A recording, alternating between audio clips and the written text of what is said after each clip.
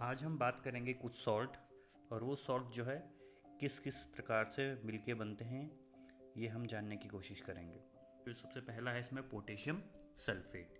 इस potassium sulphate का formula होता है K2SO4, पोटेशियम और सल्फेट। ये कुछ इस प्रकार से दिखता है। अब ये देखिए कि ये बनता कैसे है, ठीक है।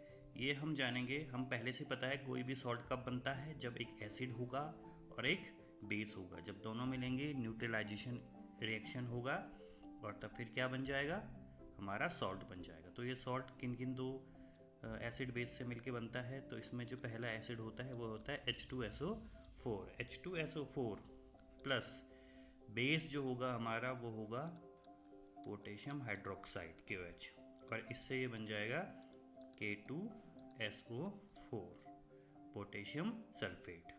और जो बनेगा एक और बनेगा वो पानी बन जाएगा। ये हम पहले से ही पढ़ चुके हैं न्यूट्रलाइजेशन रिएक्शन, तो उसको बार बार बताने की ज़रूरत नहीं है।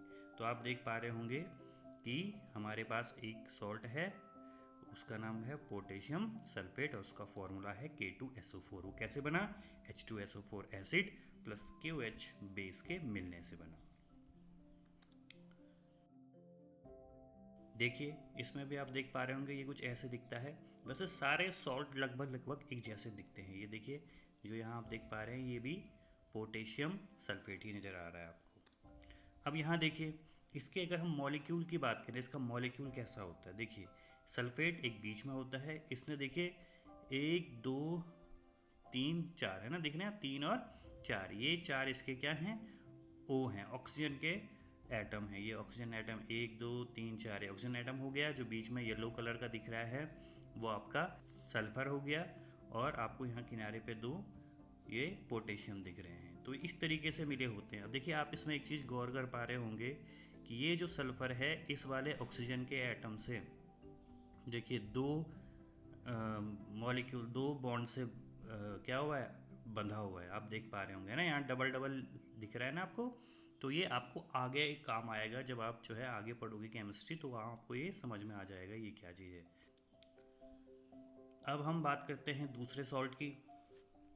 दूसरा जो हमारा इम्पोर्टेंट सॉल्ट है वो है सोडियम सल्फेट। जैसे देख रहे हैं ये भी पिछले सॉल्ट की, सॉल्ट जितने भी होंगे वो सब एक लगभग एक जैसे ही दिखाई देते हैं। तो इसका फॉर्मूला सबसे पहले हमें पता होना चाहिए। तो इसका फॉर्मूला होता है Na2SO4। ये है इस सॉल्ट का फॉर्मूला। अब ये बनता कैसे है, इसमें भी एक ऑब्वियस सी बात है, एसिड होगा वो होगा H2SO4 प्लस एक बेस होगा वो है NaOH, सोडियम हाइड्रोक्साइड। ये सोडियम हाइड्रोक्साइड है, ठीक है। अब क्या बनेगा, Na2SO4। ये तो बेस बैलेंसिंग करना आपको आता है तो आप इसको आसानी से समझ सकते हैं। तो ये हमारा दूसरा सॉल्ट कंप्लीट हो गया। अब आप देख रहे हैं ये सॉल्ट जो आप जो है अपने घरों में यूज़ करते हैं, और नमक जिसको आप कहते हैं, और उस नमक का जो फॉर्मूला होता है वो क्या होता है, NaCl। आप जानते हैं इसको, NaCl यानी सोडियम क्लोराइड। और इस सोडियम को क्लोराइड को हम नॉर्मली जो है कैसे प्राप्त करते हैं लैब में, HCl एसिड के साथ जब हम सोडियम हाइड्रोक्साइड बेस को मिलाते हैं तो हमें जो है NaCl प्राप्त हो जाता है। ये बहुत इंपॉर्टेंट है। इसको जो है साधारण नमक भी कहते हैं, कॉमन सॉल्ट, ठीक है।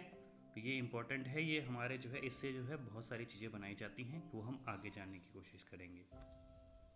तो जो ये आप ग्रीन कलर की बॉल्स देख पा रहे हैं, ये ग्रीन कलर की बॉल जो है क्लोराइड होती हैं, क्लोराइड आयन होते हैं। और जो ये आप ब्लू कलर के देख रहे हैं ये होते हैं सोडियम आयन। तो क्लोराइड और सोडियम आयन आपस में इस तरीके से जुड़े हुए होते हैं और एक क्रिस्टल का निर्माण करते हैं। यही हमारा देखिए यहाँ देखिए जो आपके घरों में जो नमक होता है उसका अगर हमें क्रिस्टल को इतना देखें तो इस तरीके का क्रिस्टल पाया जाता है, और उस क्रिस्टल में क्लोराइड और सोडियम ऐसे जुड़े हुए थे। देख रहे हैं आप ये। तो ये सब चीज़ें आप आगे पढ़ेंगे, लेकिन थोड़ा बहुत समझ जाइए कि यहाँ हो क्या रहा है। चलिए नेक्स्ट सॉल्ट की तरफ चलते हैं।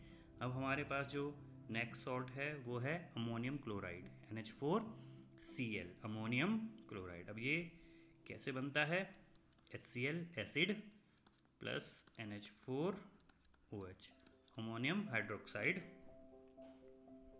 इससे मिलके हमारा क्या बन गया, NH4Cl। चलिए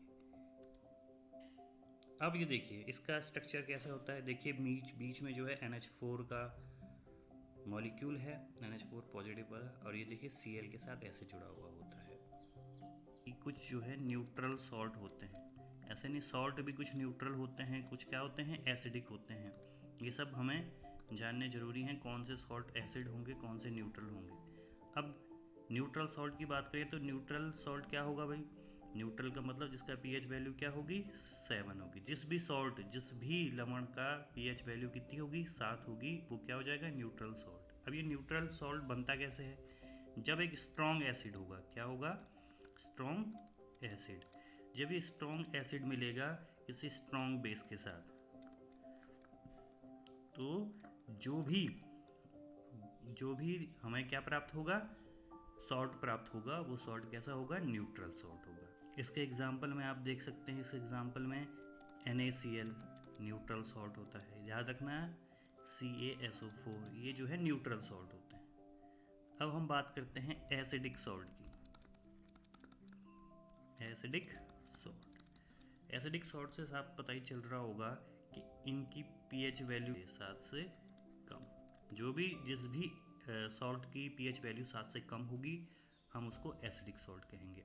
ये एसिडिक सॉल्ट कैसे प्राप्त होता है, जब भी कोई स्ट्रॉन्ग एसिड होगा, स्ट्रॉन्ग एसिड होगा, उसके साथ क्या होगा, weak base, weak base. Strong acid के साथ अगर वीक बेस कोई मिल जाएगा तो जो हमें सॉल्ट प्राप्त होगा वो एसिडिक सॉल्ट होगा।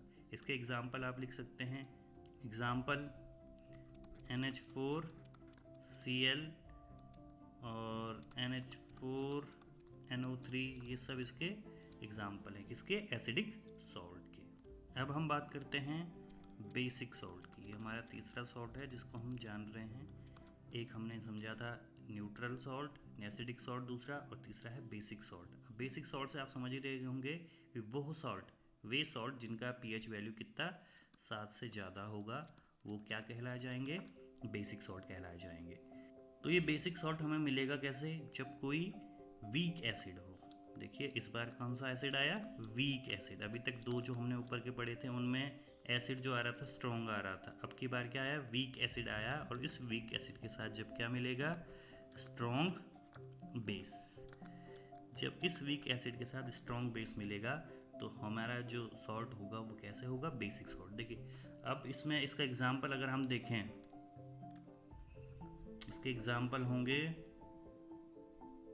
CaCO3, CH3COONA।